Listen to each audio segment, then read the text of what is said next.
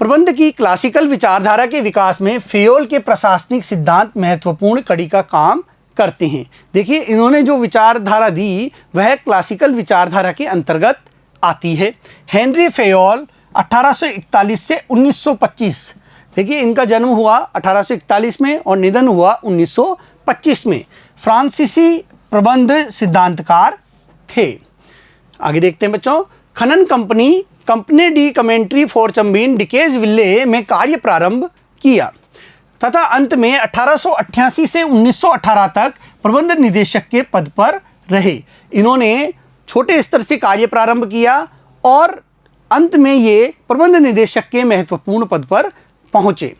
उसके द्वारा प्रतिपादित 14 सिद्धांतों पर इन्होंने प्रबंध के 14 सिद्धांत प्रतिपादित किए और इस पर 1917 में प्रकाशित पुस्तक एडमिनिस्ट्रेशन इंडस्ट्रियली एड जनरली में विस्तार से चर्चा की गई। 1949 में यह अंग्रेजी में, देखिए 1949 में इसे अंग्रेजी में प्रकाशित किया गया जनरल एंड इंडस्ट्रियल मैनेजमेंट के नाम से। यानी 1917 में तो यह एडमिनिस्ट्रेशन इंडस्ट्रियली एड जनरली के नाम से प्रकाशित हुई, लेकिन अंग्रेजी में यह जनरल एंड इंडस्ट्रियल मैनेजमेंट के नाम से 1949 में प्रकाशित की गई। उनके योगदान के कारण उन्हें सामान्य प्रबंध का जनक भी कहा जाता है। देखिए, यह प्रश्न आता है, सामान्य प्रबंध का जनक कौन है? सामान्य प्रबंध का जनक है हेनरी फेयोल। आगे देखते हैं बच्चों। हेनरी फेयोल ने समझाया कि प्रबंधक का क्या कार्य है, वह इसे पूरा करने के लिए किन सिद्धांतों का पालन करना चाहिए। उन्होंने प्रबंध के कार्यों के बारे में बताया, साथ ही उन कार्यों को पूरा करने के लिए जो सिद्धांत प्रबंधक अपनाते हैं उनके बारे में भी विस्तार से चर्चा की। फेयोल के योगदान को प्रबंध की कुशलता में सुधार में उसके सिद्धांतों के प्रभाव जो वर्तमान में भी हैं के रूप में समझना चाहिए। देखिए, इन्होंने प्रबंधकों की कुशलता के लिए और उनके अंदर प्रबंधक कार्य में सुधार के लिए जो सिद्धांत बताए उनकी प्रासंगिकता उस समय भी थी और उनकी प्रासंगिकता आज भी विद्यमान है।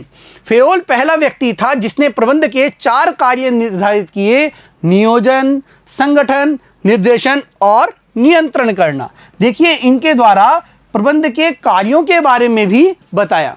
नियोजन, प्लानिंग करना, यानी कार्यों का बंटवारा करना, और जो कार्य करवाए जाते हैं उनको किस प्रकार निर्देशित किया जाए, इस पर भी इन्होंने बात की। साथ ही साथ जो परिणाम हैं उन पर नियंत्रण के लिए भी इन्होंने जानकारी प्रदान की।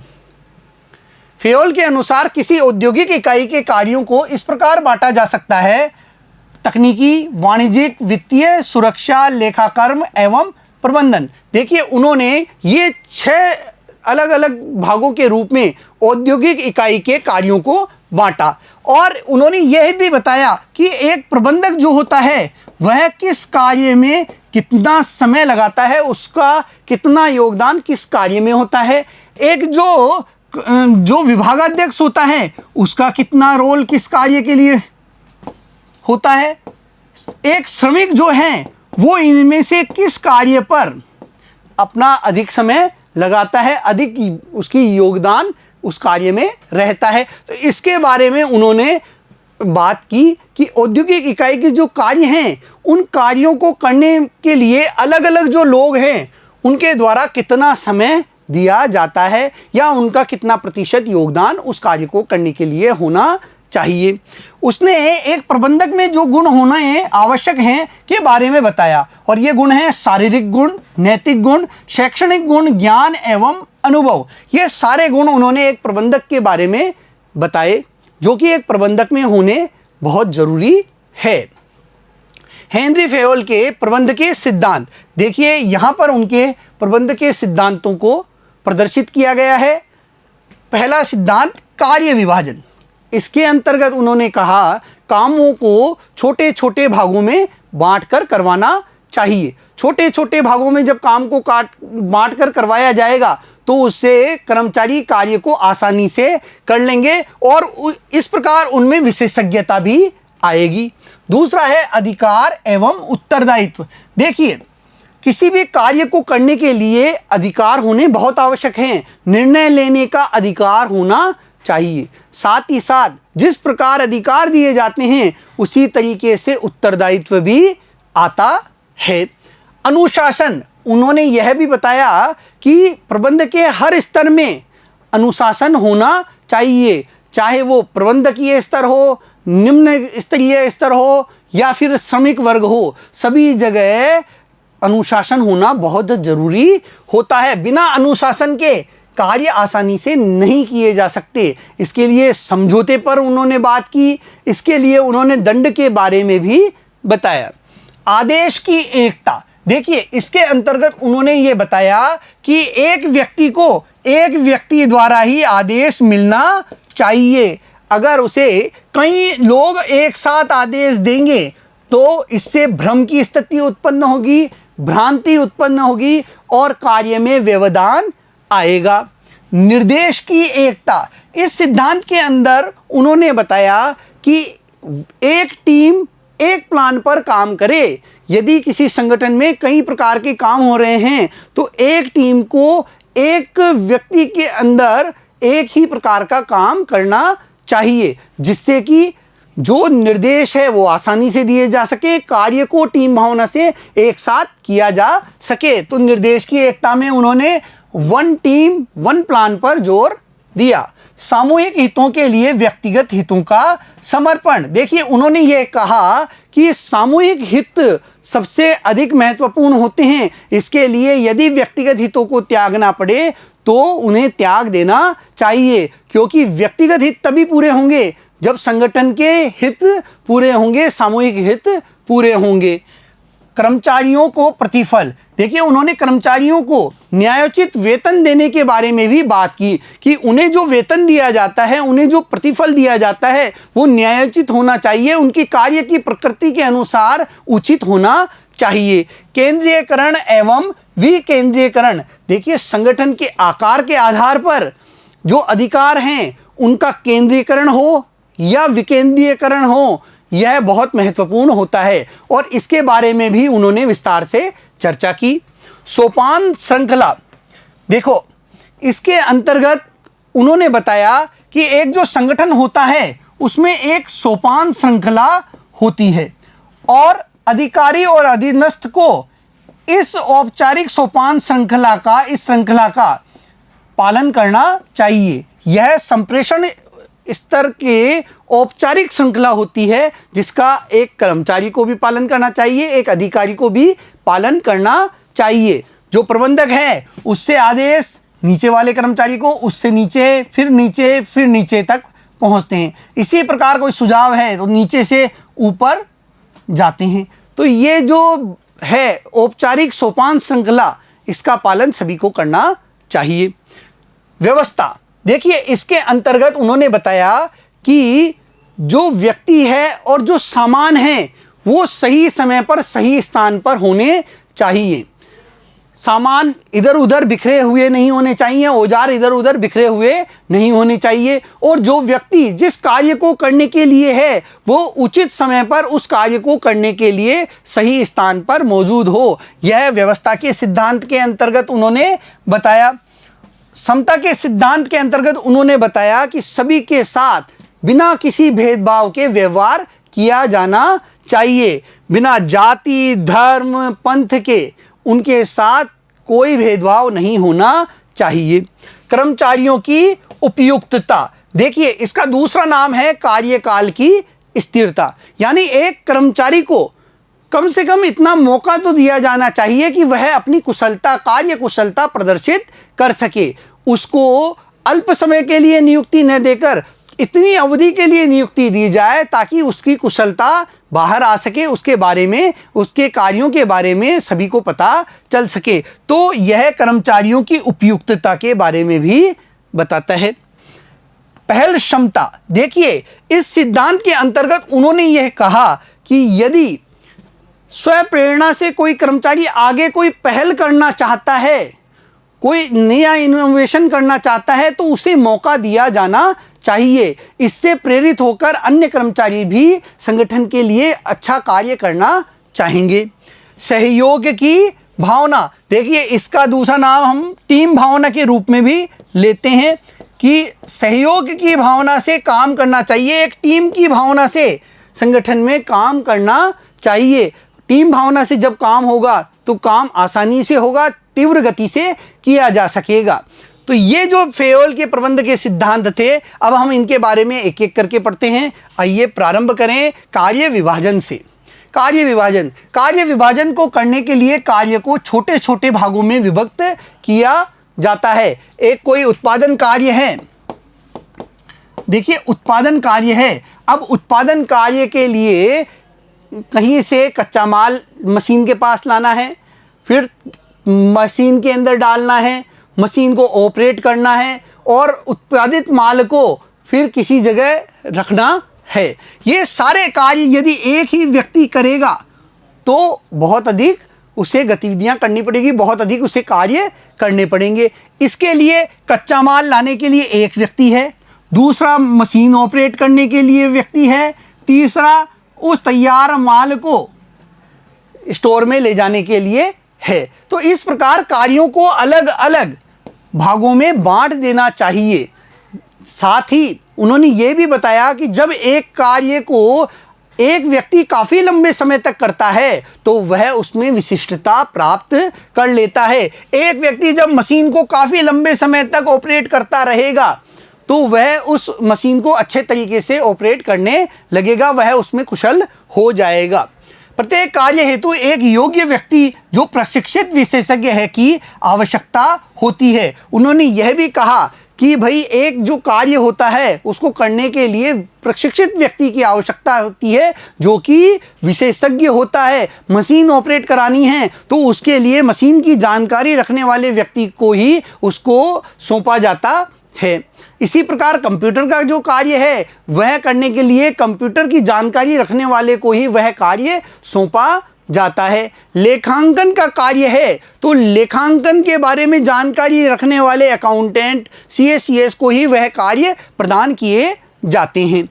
तो प्रशिक्षित विशेषज्ञों की आवश्यकता होती है। इस प्रकार से कार्य विभाजन से विशिष्टीकरण होता है और जब लगातार काफ़ी समय तक एक ही प्रकार का कार्य किया जाता है तो व्यक्ति उसमें विशिष्टता प्राप्त कर लेता है, उसमें और अधिक कुशल हो जाता है। यह विशिष्टीकरण का भी सिद्धांत प्रतिपादित होता है। फेयोल के अनुसार कार्य विभाजन का उद्देश्य एक बार के परिश्रम से अधिक उत्पादन एवं श्रेष्ठ कार्य करना है कि भाई एक बार परिश्रम करके ही अधिक उत्पादन हो जाए और श्रेष्ठ काम हो जाए। और ये तभी संभव है जब कामों का बंटवारा होगा, एक व्यक्ति को एक निश्चित कार्य ही करना होगा, तभी यह संभव है कि वह अधिक उत्पादन भी करेगा और श्रेष्ठ कार्य भी कर सकेगा। विशिष्टीकरण मानवीय शक्ति के उपयोग करने का कुशलतम तरीका है। देखिए जो विशिष्टीकरण है वह मानवीय शक्ति का बहुत अच्छे तरीके से उपयोग करना है। एक व्यक्ति है वह किसी कार्य को 5 वर्षों से कर रहा है, यदि अब उसे कोई अन्य कार्य दे दिया जाएगा, कोई अन्य काम उससे करवाया जाए, अब तक वह मशीन ऑपरेट कर रहा था, आपने 6ठे वर्ष में उसे कंप्यूटर ऑपरेट करने के लिए दे दिया, तो अब वह उस कार्य को आसानी से नहीं कर पाएगा क्योंकि उसने 5 वर्षों तक मशीन को ऑपरेट किया है, वह उसमें कुशल हो गया है, विशेषज्ञ बन गया है। वह अन्य काम को कुशलता से नहीं कर पाएगा, वह उसी कार्य को कुशलता से कर पाएगा जिसको वह काफ़ी लंबे समय से कर रहा था, जिसमें अब वह कुशल हो गया है। इससे उत्पादन अधिक प्रभावी ढंग से और कुशलता से होता है। जब एक व्यक्ति को जो कार्य उससे करवाया जा रहा है जिसमें वह विशेषज्ञ बन गया है, विशिष्टता उसने प्राप्त कर ली है, यदि वही कार्य उससे करवाया जाता है आगे भी तो उत्पादन अधिक प्रभावी ढंग से होगा, समय पर हो पाएगा, वह कुशलता से होगा, कम से कम लागत पर होगा, संसाधनों का भी सही उपयोग होगा, वेस्टेज कम होगी। फेयोल के अनुसार कार्य विभाजन का सिद्धांत सभी क्रियाओं में, चाहे वह प्रबंधकीय हो या तकनीकी, समान रूप से लागू किया जाना चाहिए। और जो यह सिद्धांत है कार्य विभाजन का, विशिष्टता का, यह सभी स्तरों पर लागू किया जाना चाहिए। यह प्रबंधकों के लिए भी लागू होता है, श्रमिक वर्ग के लिए भी लागू होना चाहिए, सभी के लिए लागू होना चाहिए। अगला है अधिकार एवं उत्तरदायित्व। देखिए अधिकारों से तात्पर्य होता है कार्य करने के लिए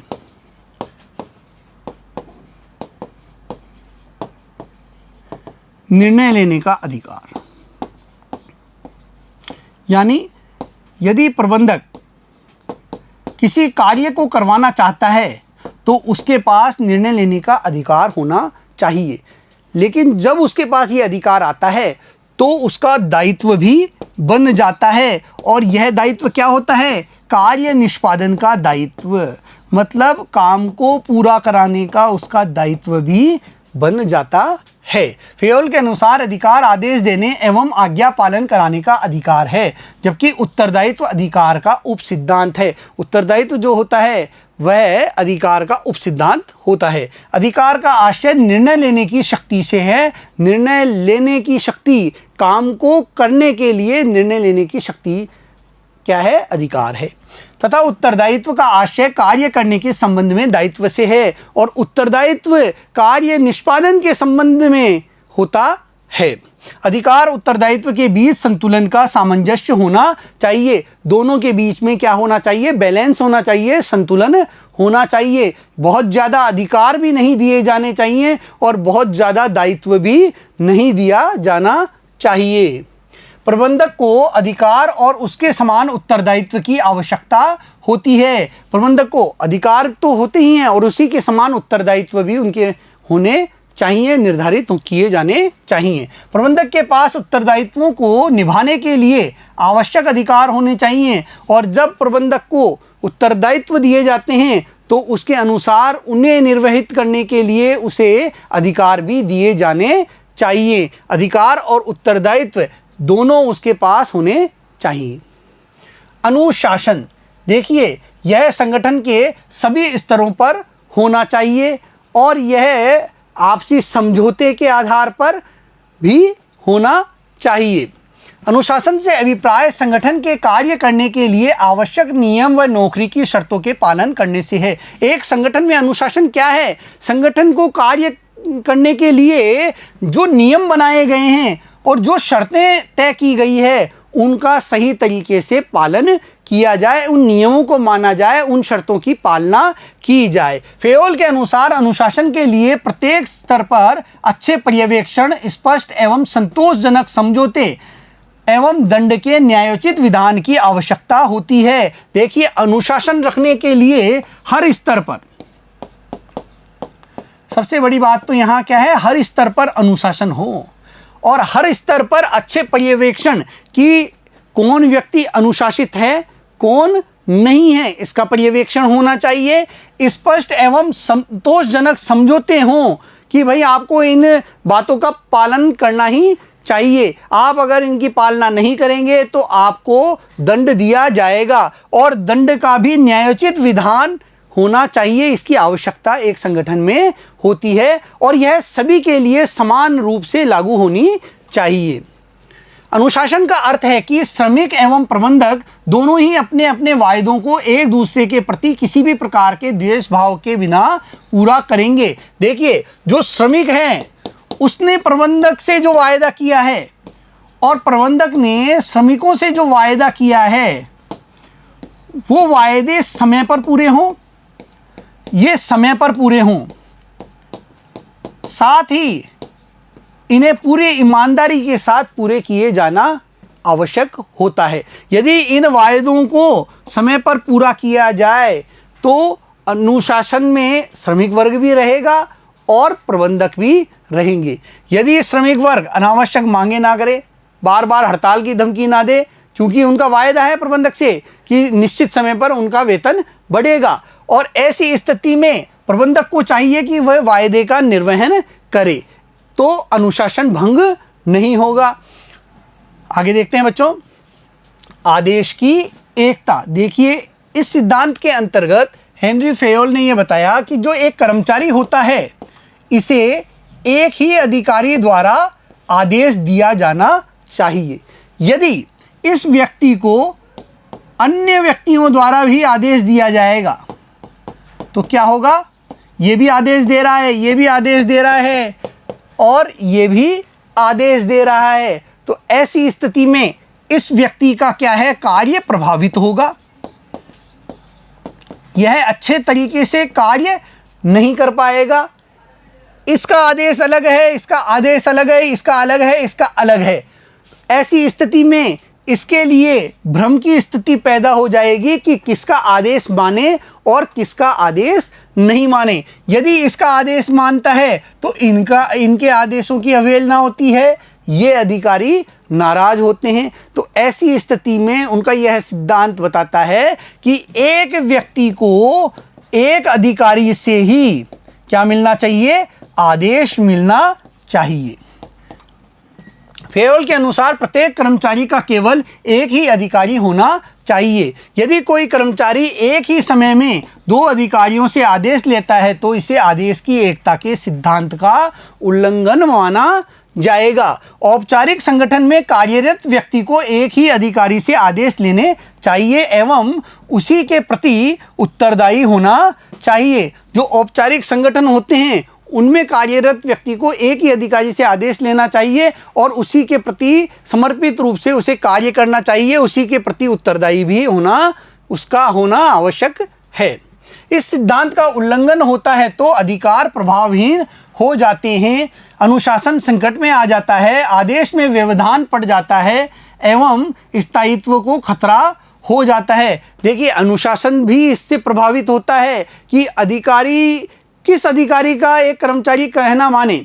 यानी एक कर्मचारी को यदि दो अधिकारी आदेश दे रहे हैं और एक के आदेश की उसके द्वारा क्या है, अवहेलना की गई है, तो वह अधिकारी उससे क्या हो जाएगा, नाराज हो जाएगा।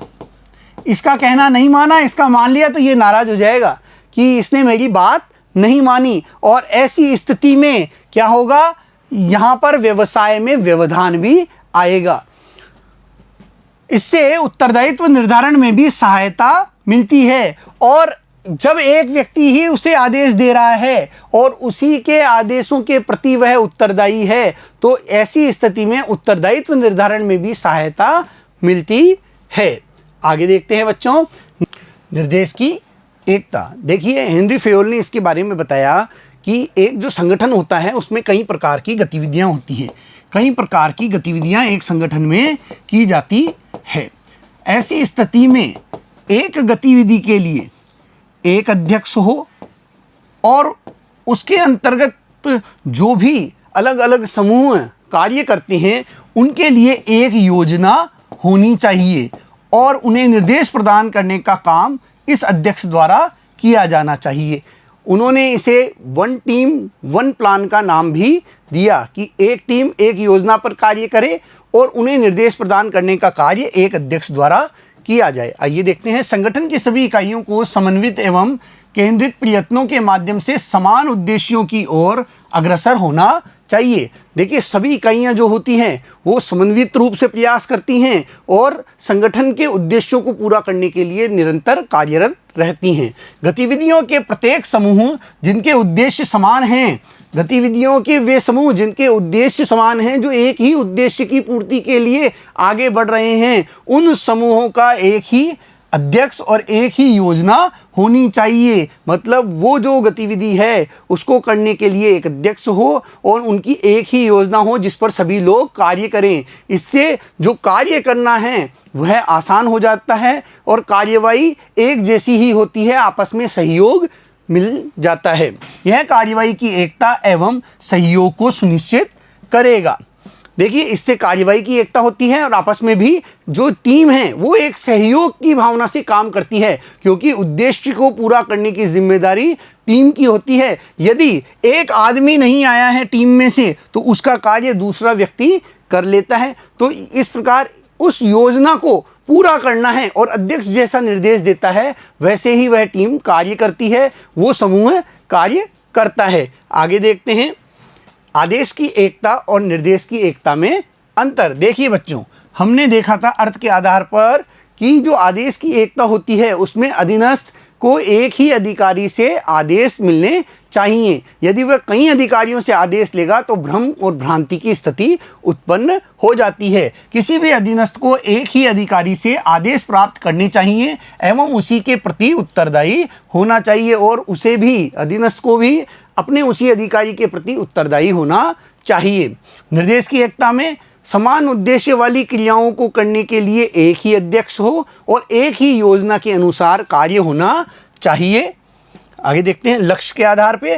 देखिए आदेश की एकता में यह दोहरी अधीन स्थिति को रोकता है। एक जो कर्मचारी है उसको दो अधिकारियों से आदेश मिले तो क्या होगा, यह दोहरे अधिकारियों के बीच में काम नहीं कर पाएगा सही तरीके से। ये अलग आदेश देगा, ये अलग आदेश देगा, ऐसी स्थिति में इससे गलतियां होंगी। और यदि एक ही अधिकारी आदेश देगा तो इसके द्वारा आसानी से कार्य किया जा सकेगा। तो यह दोहरी अधीन स्थिति को रोकने का कार्य करता है।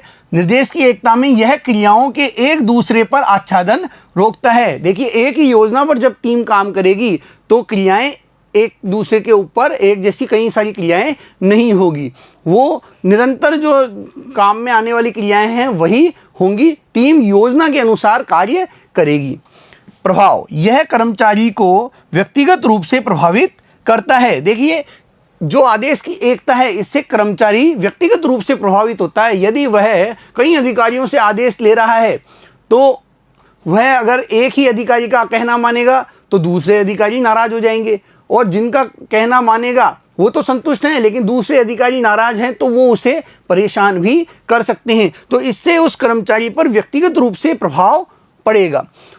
जबकि निर्देश की एकता में यह पूरे संगठन को प्रभावित करता है। यदि निर्देश की एकता का सिद्धांत नहीं हो और टीम एक अध्यक्ष के अंतर्गत एक योजना पर काम नहीं करे, वो कई सारी योजनाओं पर अगर एक साथ काम करेगी तो कोई भी योजना समय पर पूरी नहीं हो पाएगी और उनके कार्य प्रभावित होंगे। आगे देखते हैं बच्चों, सामूहिक हितों के लिए व्यक्तिगत हितों का समर्पण। देखिए हेनरी फेयोल ने यह कहा कि जो संगठन का हित होता है वो कर्मचारी के व्यक्तिगत हितों से ऊपर होता है, वह बहुत अधिक बड़ा होता है। व्यक्तिगत हित छोटे होते हैं और संगठन का हित बहुत बड़ा होता है। यदि संगठन के हित पूरे हो जाएंगे तो कर्मचारियों के व्यक्तिगत हित भी, जो कर्मचारियों के व्यक्तिगत हित हैं उनकी भी पूर्ति हो जाएगी, क्योंकि संगठन के हितों में ही किसी कर्मचारी का खुद का हित भी छिपा होता है। यदि संगठन लाभ की स्थिति में है तो उसका फल उस कर्मचारी को भी मिलेगा, उसको भी समय पर वेतन मिलेगा और उसे बोनस के रूप में उस लाभ में से कुछ अंश प्राप्त होता रहेगा। समय समय पर संगठन अपने लाभ का हिस्सा जो कर्मचारियों में देते हैं तो वो तभी देते हैं जब उन्हें लाभ होगा। तो संगठन के हित में ही व्यक्ति का व्यक्तिगत हित होता है। फेयोल के अनुसार संगठन के हितों को कर्मचारी विशेष के हितों की तुलना में प्राथमिकता देनी चाहिए। फेयोल ने क्या कहा कि कर्मचारी के व्यक्तिगत हितों की तुलना में संगठन के हितों को प्राथमिकता मिलनी चाहिए। व्यावसायिक उद्यम व्यक्तिगत कर्मचारियों से अधिक महत्वपूर्ण होता है, इसके सभी के हित प्रभावित होते हैं। देखिए संगठन के हित से सभी के हित प्रभावित होते हैं, इसलिए संगठन के हितों को व्यक्तियों के हितों से ऊपर माना जाता है। इसीलिए इन्होंने कहा है कि जो संगठन के हित होते हैं वो व्यक्तिगत हितों से ऊपर होते हैं। आगे देखते हैं कर्मचारियों को प्रतिफल पारिश्रमिक। देखिए कर्मचारी मन लगाकर संगठन के लिए कार्य करता है तो उन्हें न्यायोचित वेतन मिलना चाहिए। उन्हें इतना वेतन मिलना चाहिए जिस हिसाब से उन्होंने कार्य किया है। उन्हें न्यायोचित वेतन दिया जाना चाहिए जिससे उनका जीवन स्तर अच्छा होगा, वो संगठन के प्रति समर्पित भाव से कार्य करते रहेंगे। कर्मचारियों को इतनी मजदूरी अवश्य मिलनी चाहिए कि कम से कम उनका जीवन स्तर तर्कसंगत हो सके, उनका जीवन स्तर अच्छा हो सके। प्रतिफल न्यायोचित होना चाहिए, इससे अनुकूल वातावरण बनेगा। जो संगठन अपने कर्मचारियों को अच्छा पारिश्रमिक देते हैं तो कर्मचारी उस संगठन के प्रति वफादार होकर निष्ठावान होकर कार्य करते हैं, उसके उद्देश्यों की पूर्ति के लिए कार्य करते हैं, ये बताया हेनरी फेयोल ने। एवं कर्मचारी तथा प्रबंध के बीच संबंध भी सुमधुर रहेंगे। देखिए इससे क्या होता है, कर्मचारी और प्रबंध के बीच जो संबंध है वो भी अच्छे होते हैं और कर्मचारी प्रबंध की सभी बातों को स्वीकार करने लगते हैं। वो जो भी परिवर्तन होते हैं उन्हें स्वीकार करते हैं। इसके परिणाम स्वरूप कंपनी का कार्य सुचारू रूप से चलता रहेगा। यदि कर्मचारी को न्यायोचित वेतन मिलेगा, वो संतुष्ट रहेगा, तो कंपनी का कार्य भी आसानी से चलता रहेगा, उसमें किसी भी प्रकार का व्यवधान नहीं आएगा। आगे देखते हैं बच्चों, केंद्रीकरण एवं विकेंद्रीकरण। देखिए बच्चों, यह एक व्यवसाय के आकार पर निर्भर करता है कि उसके जो कर्मचारियों को अधिकार मिलेंगे वो विकेंद्रीकृत प्रणाली से मिलेंगे या केंद्रीकृत प्रणाली से, एक के पास ही वो अधिकार रहेंगे। देखिए, कोई भी जो छोटा उपक्रम होता है, जैसे एकांकी व्यापार, इसके अंदर एक ही व्यक्ति होता है, तो यहाँ केंद्रीकृत प्रणाली देखने को मिलती है। लेकिन जहाँ पर व्यवसाय का आकार बहुत बड़ा होता है, वहाँ पर निर्णय लेने के अधिकार कई लोगों के पास बट जाते हैं, और ये कई लोगों के पास पहुँचते पहुँचते निम्नतर स्तर के प्रबंधकों तक भी ये अधिकार पहुँचते हैं। यह होती है विकेंद्रीकृत प्रणाली। देखिए, केंद्रीकृत प्रणाली में तो एक के पास ही अधिकार हैं, और विकेंद्रीकृत प्रणाली में जो निर्णय लेने का अधिकार है वह कई लोगों के पास होता है। सबको निर्णय लेने का अधिकार होता है अपने कार्य से संबंधित, लेकिन जो महत्वपूर्ण निर्णय होते हैं वो उच्च प्रबंध द्वारा ही लिए जाते हैं, वो विकेंद्रीकृत प्रणाली द्वारा सब में नहीं बांटे जाते।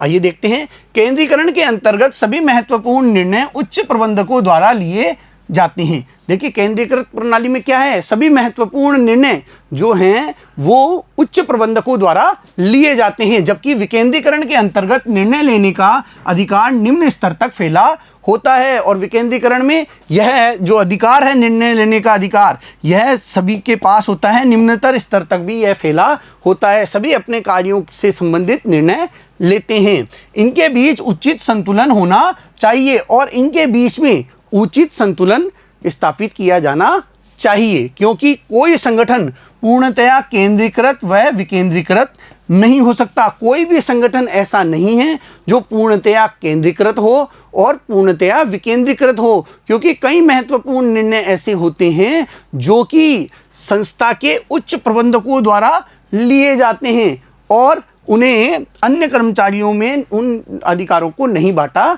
जाता, जबकि जो सामान्य अधिकार होते हैं वो कई कर्मचारियों में बटे होते हैं। बच्चों, आज इस वीडियो में हमने हेनरी फेयोल के कुछ महत्वपूर्ण सिद्धांतों को देखा।